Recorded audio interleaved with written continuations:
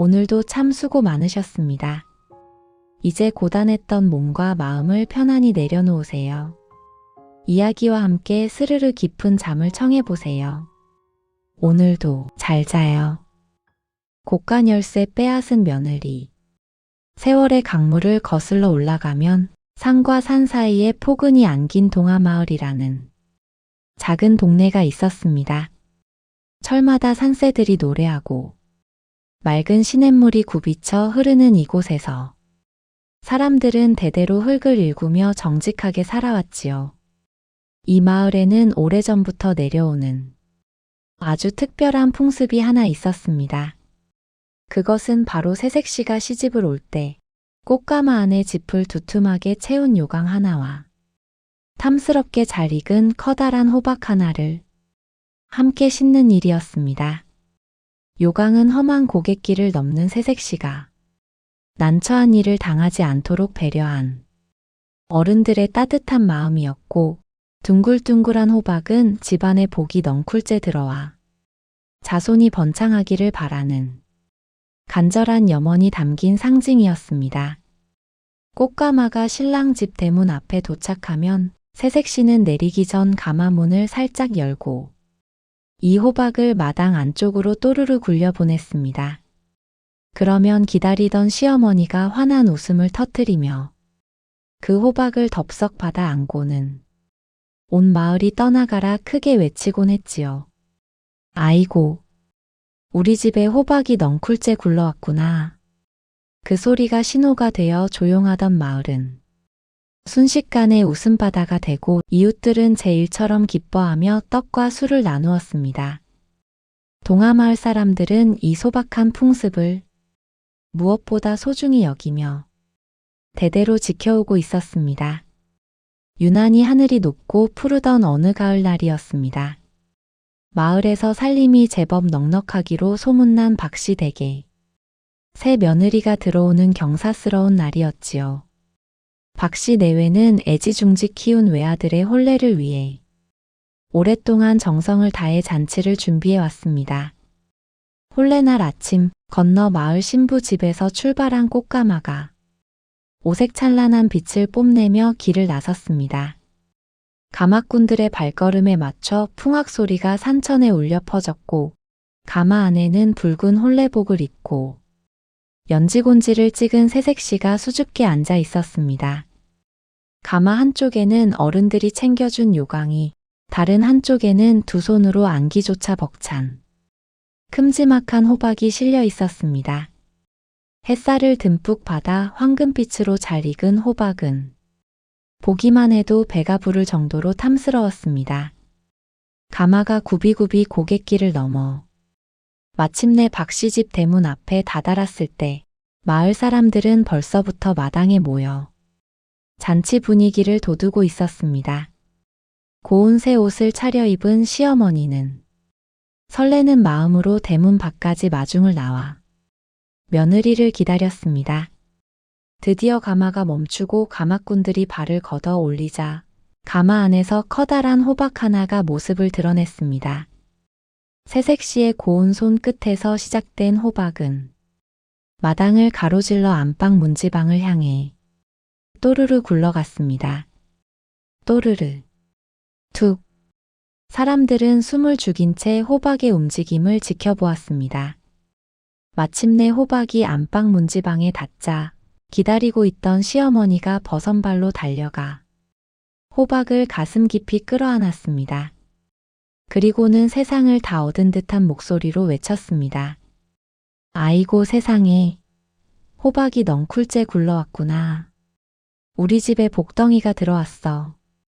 시어머니의 목소리에는 새 식구를 맞이하는 진심 어린 환영과 앞날에 대한 기대가 가득 담겨 있었습니다. 마당 여기저기서 박수갈채와 환호성이 터져 나왔습니다. 박씨 댁에 진짜 복이 들어왔구먼. 호박이 저리 크니 아들도 풍풍 낳고 집안이 일어서겠어. 사람들은 너나 할 것 없이 덕담을 건네며 술잔을 돌렸습니다. 풍악 소리가 더욱 높게 울려 퍼지는 가운데 새색 씨는 조심스럽게 가마에서 내려 마당을 밟았습니다. 고개를 깊이 숙인 채 천천히 걷는 며느리의 손을 시어머니가 다정하게 맞잡았습니다. 어서 오너라 며느리야. 이제부터는 네가 우리 집 귀한 식구란다. 참으로 잘 왔다. 시어머니의 따뜻한 말 한마디에도 며느리는 그저 묵묵부답이었습니다. 부끄러워서 그런 것인지 아니면 생각이 깊어서 그런 것인지 알 수 없었지만 그저 고개를 숙인 채 조용히 자리에 앉아 있을 뿐이었지요. 마당에서는 밤늦도록 잔치가 이어졌습니다. 사람들은 김이 모락모락 나는 떡과 푸짐한 음식을 나누며 박씨 댁의 번창을 축복했습니다. 시어머니는 안방 한쪽에 정성스럽게 호박을 놓아두며 혼잣말처럼 속삭였습니다. 이 녀석이 우리 집에 복을 몰고 왔으니 잘 두었다가 가장 좋은 날에 만나게 요리해서 온 가족이 나눠 먹어야겠구나. 시어머니는 연신 싱글벙글하며 며느리를 대견하게 바라보았지만 며느리는 여전히 그림자처럼 조용했습니다. 무슨 생각을 하는지 도무지 알 수 없는 그 무표정한 얼굴에는 어쩐지 서늘한 기운이 스쳐 지나가는 듯도 했습니다. 아무도 몰랐습니다. 마당 가득 울려 퍼졌던 그 웃음소리가 이 집안의 마지막 평화가 될 줄은 말이지요. 넝쿨째 굴러들어온 저 호박이 진정한 복이었는지 아니면 집안을 뒤흔들 화근이었는지는 시간이 조금 더 흘러야 알 수 있는 일이었습니다. 잔치가 끝나고 손님들이 모두 돌아간 뒤 박씨 댁의 첫 밤은 그렇게 고요하고도 깊게 깊어만 갔습니다. 달빛 아래 놓인 황금빛 호박만이 알 수 없는 비밀을 간직한 채 차갑게 빛나고 있었습니다. 박씨 댁에 새 식구가 들어온 지도 어느덧 며칠이 지났습니다. 처음 며느리는 마치 세상에 둘도 없는 효부인 양 행동했습니다. 시어머니 앞에서는 목소리를 모기 소리만큼 낮추었고 걸음걸이 하나도 조심하며 시어머니의 눈치를 살피는 기색이 역력했지요. 어머님, 이 무거운 걸 왜 직접 드세요? 얼른 이리 주세요. 제가 할게요.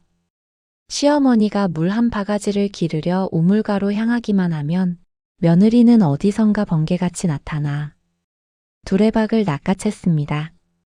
산더미 같은 빨래를 이고 냇가로 가려 할 때도 며느리는 어머님 무릎 안 좋으신데 제가 다녀오겠습니다 라며 앞장섰지요.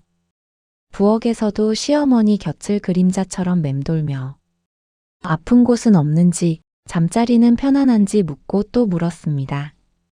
어머님, 오늘도 허리가 찌릿찌릿 아프시지요? 제가 좀 주물러 드릴까요? 며느리의 살가운 물음에 시어머니는 세상을 다 얻은 듯 흐뭇한 미소를 지었습니다. 괜찮다, 얘야. 나이가 들면 낡은 기계처럼 여기저기 삐걱거리는 게 당연한 게지. 그래도 무리하시면 큰일 나요. 이제 험한 일은 저한테 다 시키시고 어머님은 편히 쉬셔야 해요. 며느리는 그렇게 말하며 시어머니의 거친 손을 두 손으로 꼭 잡았습니다. 그 광경을 본 마을 사람들은 입을 모아 박씨 댁을 부러워했습니다. 어이구, 박씨 댁 며느리 좀 보게나. 저런 효부가 또 어디 있겠어? 정말 호박이 넝쿨째 굴러왔다는 말이 딱 맞네. 마을 사람들의 칭찬이 잦아할수록 시어머니의 어깨도 으쓱해졌습니다. 하지만 그 달콤한 공손함은 그리 오래가지 않았습니다.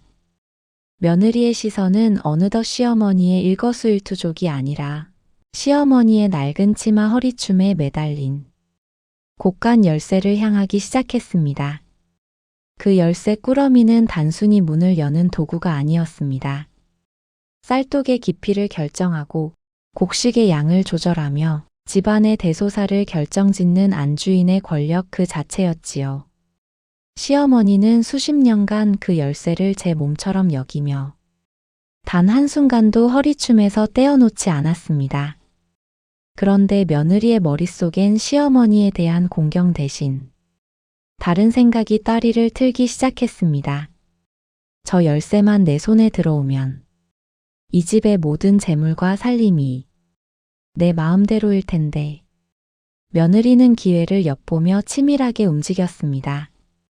그러던 어느 날 볕이 유난히 좋던 오후에 며느리가 조용히 시어머니 앞에 앉았습니다.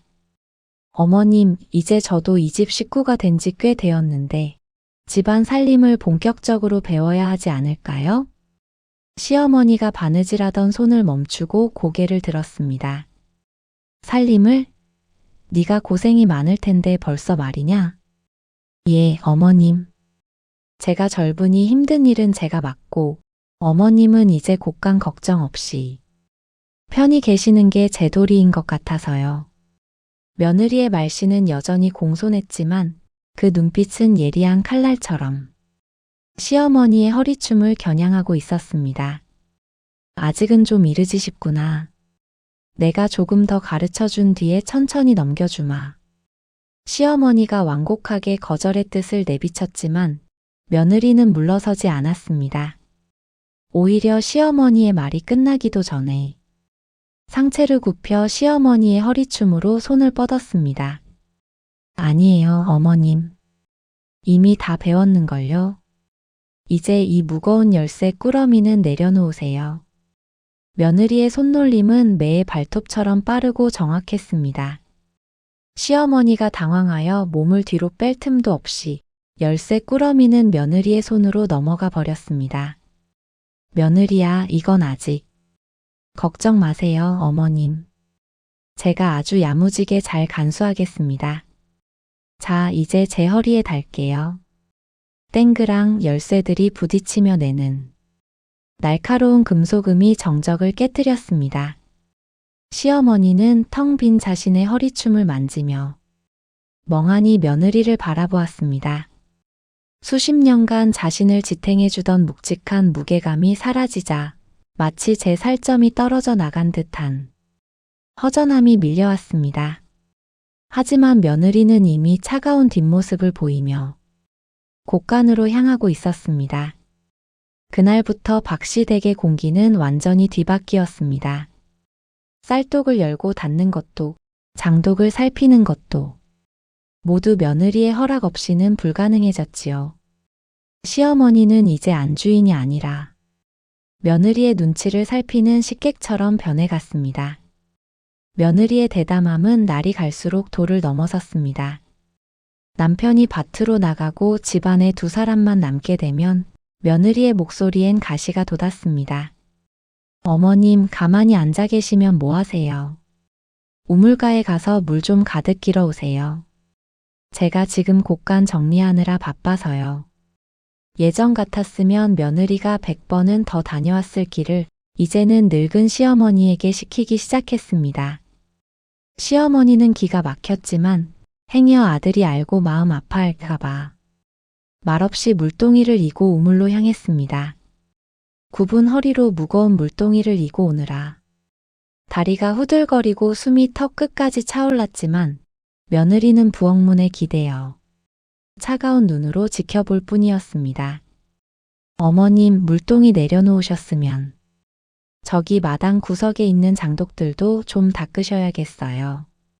먼지가 저렇게 앉았는데 장마 변하면 어쩌려고 그러세요? 시어머니는 쉴 틈도 없이 다시 걸레를 들고 장독대로 향했습니다. 허리를 숙여 장독 하나하나를 닦아내다 보면 눈앞이 핑글 돌고 땀방울이 뚝뚝 떨어졌습니다. 밭에서 돌아온 아들이 이 광경을 보고 의아해하며 물었습니다. 어머니, 이 힘든 일을 왜 직접 하세요? 아내한테 시키시지 않고. 시어머니는 아들의 마음이 어지러울까봐 애써 미소를 지으며 답했습니다. 아니다, 며느리는 지금 안에서 요긴한 바느질을 하고 있단다. 내가 몸을 좀 움직여야 잠이 잘 올 것 같아서 하는 게야. 방 안에서 이 소리를 듣고 있던 며느리는 콧방귀를 끼며 바느질감을 내던졌습니다.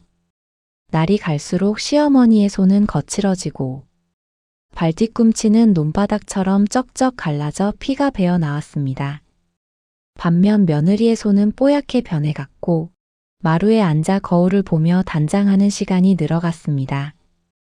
이웃집 안악들이 지나가다 이 광경을 보고 수군거리기 시작했습니다. 이보게 박씨 댁 공기가 영 이상하지 않아? 시어머니는 떼약볕에서 장독을 닦는데 며느리는 방 안에서 콧노래를 부르고 있으니 원. 쯧쯧 처음엔 그렇게 효부인 척하더니 곡간 10세 넘겨받자마자 본색을 드러낸 게지. 정말 무서운 세상이야. 사람들은 안타까워했지만 남의 집안일에 함부로 끼어들 수도 없는 노릇이었습니다.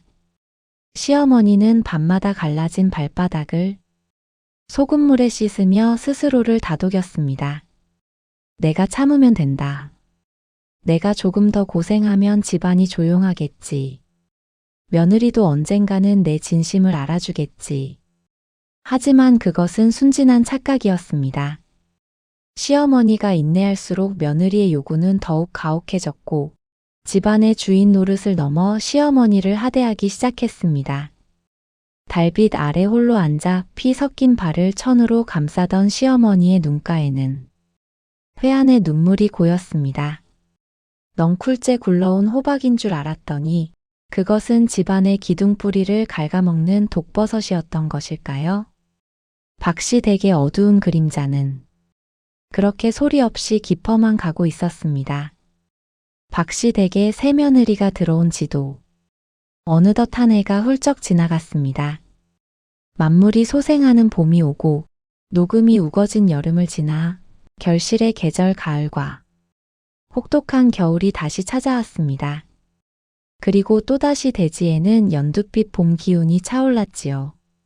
하지만 어찌된 일인지 박씨 댁 담장 너머로는 들려와야 할 아이 울음소리가 도통 들리지 않았습니다. 며느리의 배는 여전히 평평하기만 했고 집안은 적막하다 못해 서늘한 기운마저 감돌았습니다. 또 한 해가 속절없이 흐르고 세월의 무게가 더해졌지만 기다리는 소식은 감감무소식이었습니다. 상황이 이쯤 되니 마을 사람들의 입방아도 덩달아 바빠지기 시작했습니다. 이보게 박씨 댁 며느리 말이야. 시집 온 지 벌써 2해가 넘었는데 아직도 배가 소식이 없다며? 그러게 말이야. 호박을 굴려올 때만 해도 온 마을이 떠들썩하게 복덩이네 어쩌네 하더니 아이가 없으니 그게 무슨 소용이람. 사람들은 빨래터에서 우물가에서 마을 어기 고목 아래에서 모이기만 하면 박씨 댁 이야기를 속닥거렸습니다. 집안 기운이 너무 센 거 아냐? 복은 사람을 공경하는 집에 머무는 법인데 며느리가 시어머니를 머슴 부리듯 하니 하늘이 노안개지. 맞는 말이네. 제 시어머니 귀한 줄 모르는 사람에게 하늘이 어찌 귀한 생명을 점지해 주겠나? 이런 수군거림은 바람을 타고 며느리의 귀에도 고스란히 들어왔습니다. 처음에는 자존심에 고개를 빳빳이 들고 곧 생길 터이니 상관 말라며 도끼 눈을 뜨고 지나갔지만 시간이 흐를수록 며느리의 얼굴은 잿빛으로 굳어갔습니다. 우물가에만 가면 사람들이 힐끔거리는 시선이 등에 꽂히는 것 같았고 집에 돌아와 누워도 가슴이 답답해 잠을 이룰 수 없었습니다. 밤마다 천장을 바라보며 뒤척이는 며느리의 머릿속은 복잡하기만 했습니다. 왜 나에게만 이런 일이 생길까? 다른 집 며느리들은 홀레 치르기 무섭게 아이를 잘도 낳는데 어째서 내 배만 이리도 잠잠하단 말인가? 옆에서 고단함에 지쳐 골아떨어진 남편을 볼 때마다 짜증이 밀려왔고 건너방에서 들려오는 시어머니의 마른 기침 소리는 송곳처럼 귓전을 찔렀습니다. 마음이 뒤틀리니 낮이면 화풀이 대상은 늘 시어머니였습니다. 며느리는 시어머니가 하는 일마다 사사건건 트집을 잡으며 나를 세웠습니다. 어머님, 밥물이 이게 뭐예요? 질척거려서 도무지 넘어가질 않잖아요. 며느리의 타박에 시어머니는 죄 지은 사람처럼 고개를 푹 숙였습니다. 미안하구나. 늙어서 눈이 침침해 그런 것이니. 내가 다시 지어오마. 물도 제대로 안 길어 오셨나 봐요. 항아리가 바닥을 보이는데 물 쓸 데가 얼마나 많은지 몰라요? 내 당장 우물가에 다녀올게. 시어머니는 굽은 허리를 두드리며 다시 물동이를 이고 집을 나섰습니다. 홀로 방에 남은 며느리는 가슴을 쥐어뜯으며 한숨을 내뱉었습니다. 자식 없는 서름이 시어머니에 대한 미움으로 바뀌어 독처럼 온몸으로 퍼져나갔습니다. 결국 참다 못한 며느리는 큰 결심을 했습니다. 마을에서 십리길이나 떨어진 산꼭대기 절을 찾아가기로 한 것입니다. 그곳에서 지극정성으로 불공을 들이면 끊긴 데도 있게 해준다는 소문이 자자했기 때문입니다. 절엔 왜 가시나? 남편이 묻자 며느리는 보찜을 챙기며 퉁명스럽게 답했습니다. 아이가 안 생기니 부처님께 빌기라도 해야 할 거 아니에요. 다녀올 테니 어머니랑 집 잘 보고 계세요. 며느리는 시어머니의 배웅도 받지 않은 채 대문을 박차고 나갔습니다. 산길은 험하고 가팔랐습니다. 날카로운 돌부리에 신발이 해지고 땀방울이 비 오듯 쏟아졌지만 며느리는 이를 악물었습니다. 이번엔 꼭 아이를 얻어 내려오리라. 부처님이든 산신령이든 내 간절함을 보신다면 외면하지 않으시겠지. 해가 중천에 걸릴 무렵 마침내 깊은 숲속 고요히 자리 잡은 작은 절에 도착했습니다. 법당 앞에 서자 왠지 모를 장엄함에 며느리는 옷깃을 여몄습니다. 법당 안으로 들어가 정성껏 가져온 공약물을 올린 뒤 며느리는 절을 시작했습니다. 1번, 2번, 100번이 넘어가자 무릎은 감각이 없어지고 이마에는 시퍼런멍이 들었습니다. 부처님, 제발 아이를 점지해 주세요. 무엇이든 시키는 대로 다 하겠습니다. 제발. 눈물 콧물이 범벅이 된 채 애원하던 그때였습니다. 등 뒤에서 허어하는 나직한 웃음소리와 함께 늙은 노승 한 분이 다가왔습니다. 며느리는 황급히 옷소매로 눈물을 닦으며 고개를 들었습니다. 백발이 성성하고 깊게 팬 주름 사이로 고요한 눈빛을 지닌 스님이었습니다. 시주, 자식을 간절히 원하는구려. 예, 스님. 제 마음을 아신다면 제발 길을 알려주십시오. 스님은 오래도록 며느리의 마음속을 들여다보는 듯 묵묵히 바라보았습니다. 그 깊은 시선에 며느리는 죄지은 사람처럼 가슴이 떨려왔지만 아이를 얻고 싶은 욕망에 스님을 피하지 않았습니다. 마침내 스님이 입을 열었습니다. 법당에 올린 저 공양 음식을 다시 싸서 산을 내려가거라. 며느리는 눈을 크게 뜨며 어리둥절해 했습니다. 예? 부처님께 바친 것을 다시 들고 가라니요? 산을 내려가다 보면 맨발로 뛰어나오는 첫 번째 사람이 있을 것이니라. 그에게 이 음식을 극진히 대접하고 매일매일 그 사람을 공양하거라. 그러면 소원하던 아이를 얻게 될 것이다. 스님의 말은 도무지 이해할 수 없는 수수께끼 같았습니다. 스님, 맨발로 뛰어나오는 사람이라니요? 그게 대체 누구이며 왜 그 사람을 공양해야 한단 말씀입니까? 의심하지 말고 따르거라. 내 정성이 그 사람의 발바닥에 닿을 때 비로소 너의 자궁에 생명의 꽃이 피어날 것이니. 스님은 그 말을 남기고 신기루처럼 요사체 뒤편으로 사라졌습니다. 며느리는 법당에 홀로 남아 멍하니 보자기를 바라보았습니다. 맨발로 뛰어나오는 사람을 매일 공양하라니. 귀신일까 아니면 미친 사람일까? 하지만 다른 방도가 없었습니다. 며느리는 스님의 말씀을 마지막 동아줄이라 여기며 정성스럽게 나물과 밥을 다시 보자기에 쌌습니다. 광주리를 머리에 이고 산길을 내려가는 며느리의 심장은 북을 치듯 두근거렸습니다. 과연 누가 맨발로 나를 맞이할까? 그 사람이 대체 누구기에 내 아이를 점지해 준단 말인가?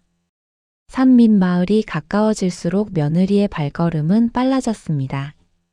주위를 살피는 며느리의 눈빛에는 의구심과 희망이 뒤섞여 묘하게 번득이고 있었습니다. 스님의 수수께끼 같은 말씀을 가슴에 품고 며느리는 서둘러 산길을 내려왔습니다. 머릿속에는 온통 한 가지 생각뿐이었지요. 맨발로 뛰어나오는 첫사람이라니 대체 그런 사람이 어디 있단 말인가. 며느리는 마을 어귀에 들어서자마자 지나가는 사람들의 발치부터 살피기 시작했습니다. 길을 걷는 장정들도 우물가의 안악들도 심지어 코올릭의 아이들조차 저마다 낡은 집신이나 미투리를 꿰차고 있었습니다. 흙먼지 날리는 길 위를 맨발로 다니는 이는 단 한 명도 보이지 않았지요. 며느리는 마을 안길을 지나 논두길을 걸으면서도 눈을 크게 뜨고 사방을 두리번거렸습니다. 하지만 해가 뉘엿뉘엿 저물어 가도록 맨발인 사람은 그림자조차 찾을 수 없었습니다. 그럼 그렇지. 그 스님이 나를 단단히 놀린 게 분명해. 요즘 세상에 미치지 않고서야 누가 맨발로 길바닥을 뛰어다닌단 말인가. 기대가 컸던 만큼 실망도 파도처럼 밀려왔습니다. 다리는 천근만근 무거웠고 헛걸음을 했다는 생각에 짜증이 머리끝까지 치밀어 올랐습니다. 며느리는 한숨을 내쉬며 힘없이 집을 향해 발을 옮겼습니다. 정성스레 싸들고 온 공양 음식 보따리가 이제는 아무짝에도 쓸모없는 납덩이처럼 느껴졌지요. 집에 가면 저 음식이나 확 먹어치워 버려야겠다. 다 부질없는 짓이었어. 터덜터덜 박씨 댁대문 앞에 도착했을 때였습니다. 며느리가 대문 고리를 잡으려던 찰나 안쪽에서 누군가 급하게 문을 벌컥 열어젖혔습니다. 아이고, 이제 오느냐. 다녀왔구나, 며느리야. 그곳에는 시어머니가 서 있었습니다. 며느리가 온다는 소리를 어디서 들었는지 아니면 온종일 대문 밖만 귀를 기울이고 있었던 것인지 시어머니는 앞치마도 두르지 못한 채 헝클어진 머리를 하고 급히 뛰어나오고 있었습니다. 그런데 며느리의 시선이 시어머니의 얼굴을 지나 아래로 향하는 순간 심장이 덜컥 내려앉고 말았습니다. 시어머니는 맨발이었습니다. 신발을 신을 겨를도 없었던 것인지 아니면 며느리를 맞이하겠다는 일념뿐이었는지 시어머니는 거친 흙바닥을 맨발로 가로질러 달려오고 있었습니다. 뾰족한 돌부리를 밟으면서도 아픈 줄 모른 채 오직 며느리만을 바라보며 환하게 웃고 있었지요. 길이 험했을 텐데 얼마나 고생이 많았느냐. 배는 고프지 않니? 어서 들어가자꾸나. 시어머니는 숨을 몰아쉬며 며느리의 팔을 잡으려 했습니다. 하지만 며느리는 그 자리에 못 박힌 듯 서서 움직일 수 없었습니다. 며느리의 눈동자는 파르르 떨리며 시어머니의 발바닥에 머물렀습니다. 마당에 흙과 돌가루가 잔뜩 묻은 그 발가락 사이사이에는 시커먼 흙덩이가 끼어 있었고 발 뒤꿈치는 논바닥처럼 쩍쩍 갈라져 군데군데 핏방울이 맺혀 있었습니다. 그것은 며느리가 곳간 열쇠를 빼앗은 뒤로 집안의 온갖 험한 일을 도맡아 하며 생긴 고난의 흉터였습니다. 며느리가 부려먹었던 그 세월만큼 시어머니의 발은 짓물러지고 망가져 있었던 것입니다. 순간 숲속 노승의 목소리가 천둥처럼 며느리의 귓전을 때렸습니다. 맨발로 뛰어나오는 첫사람에게 이 음식을 바쳐라. 그리고 매일 그를 공양하거라. 스님이 말씀하신 그 귀한 사람, 내 자식을 점지해줄 하늘 같은 존재가 바로 눈앞에 있었습니다. 가장 가까운 곳에서 자신을 위해 온몸을 바쳐 희생하던 사람, 자기가 그토록 함부로 대하고 무시했던 시어머니가 바로 그 사람이었습니다. 며느리야, 왜 그러느냐? 어디 몸이라도 안 좋은 게냐? 시어머니의 걱정스러운 목소리가 들려왔지만 며느리는 대답할 수 없었습니다. 목구멍까지 뜨거운 기운이 차올랐고 손에 든 공양 보따리가 바들바들 떨렸습니다. 시어머니가 다시 손을 뻗어 며느리를 챙기려 하자 며느리는 비로소 뒤로 물러나며 참았던 눈물을 터뜨렸습니다. 어머님, 어머님. 며느리는 그대로 대문 앞 흙바닥에 무릎을 꿇고 주저앉았습니다. 시어머니 앞에 엎드려 통곡하기 시작했지요. 갑작스러운 며느리의 행동에 시어머니는 당황하여 어쩔 줄을 몰라 했습니다. 아이고, 이게 무슨 일이냐? 며느리야, 일어나거라. 누가 너를 괴롭히더냐? 며느리는 시어머니의 주름진 손을 붙잡고 가슴을 치며 울부짖었습니다. 잘못했어요, 어머님. 제가 정말 죽을 죄를 지었습니다. 어머님 마음을 그토록 아프게 해놓고 저는 자식 없다고 하늘만 원망했으니 이 못난 년을 용서해 주세요. 곳간 열쇠를 빼앗고 늙은 시어머니에게 물을 길어 오라 호통치며 장독을 닦게 하고 하대했던 지난 날들이 주마등처럼 스쳐 지나갔습니다. 시어머니는 며느리의 자백에도 아무런 원망의 기색 없이 그저 맨발로 서서 며느리의 젖은 어깨를 가만히 다독여줄 뿐이었습니다. 됐다, 며느리야. 이제 됐다.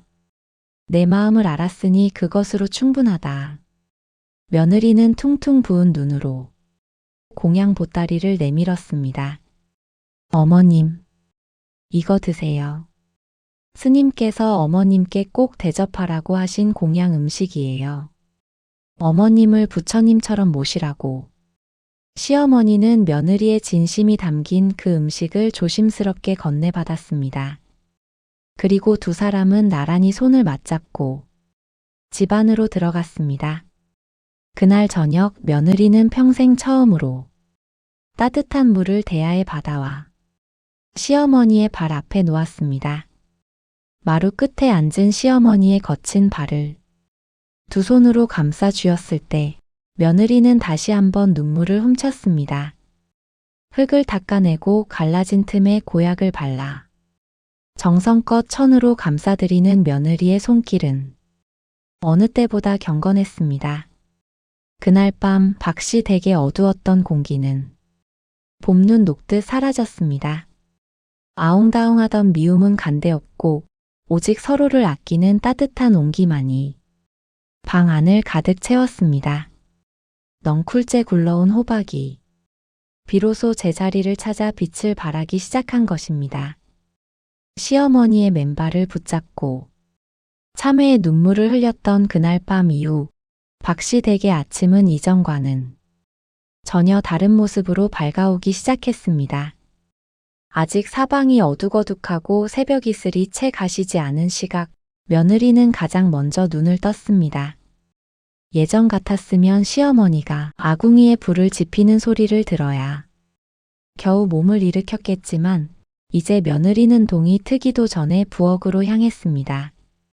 서늘한 새벽 공기를 마시며 아궁이에 불을 지피고 정성껏 쌀을 씻어 가마솥에 밥을 안쳤지요. 잠에서 깨어 부엌으로 나온 시어머니는 아궁이 앞에 앉아 불꽃을 바라보고 있는 며느리를 보고 깜짝 놀랐습니다.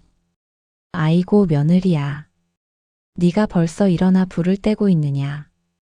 시어머니의 다정한 물음에 며느리는 발갛게 달아오른 얼굴로 환하게 웃으며 대답했습니다. 예, 어머님. 간밤에 편히 주무셨어요? 이제 힘든 일은 제가 다 할 테니 어머님은 조금 더 눈을 붙이셔도 되는데 말이에요. 아니다. 네가 이렇게 일찍 일어나 수고를 하니 내 마음이 참으로 고맙고도 따뜻하구나. 며느리는 밥상이 차려지기를 기다리다 슬며시 안방으로 가더니 자신의 허리춤에 달려있던 묵직한 곳간 열쇠 꾸러미를 풀었습니다. 그리고는 두 손으로 정중히 받들어 시어머니의 손바닥 위에 올려드렸습니다. 어머님, 이 열쇠 다시 어머님 허리춤에 차세요.